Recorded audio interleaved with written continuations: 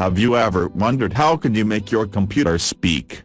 Whatever you input to it, like in the movies, would it not be fun? If only it was possible. Rejoice, because now it is possible. Well, if you wish to know how to do this, then this video is for you. With this trick, you can create a script in Windows which will make your computer speak whatever you input to it. To create one such talk script, follow these steps. Press Windows key plus R.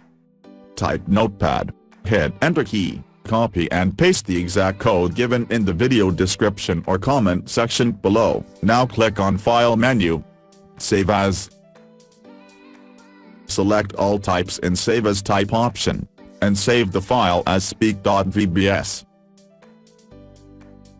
Double-click on the saved file, a window will open. Enter some text and click OK. Now your computer will speak or talk what you typed. I personally showed this trick to many of my friends and they were literally left awestruck. You too can impress your friends by making your PC talk and be the computer whiz. This VBS file can be run on all versions of Windows including Windows XP, Windows Vista, Windows 7, Windows 8, Windows 8.1 and Windows 10. Okay, now you can impress your friends by making your PC talk and be the computer whiz. Please like, share, comment and subscribe our channel. Thanks for watching.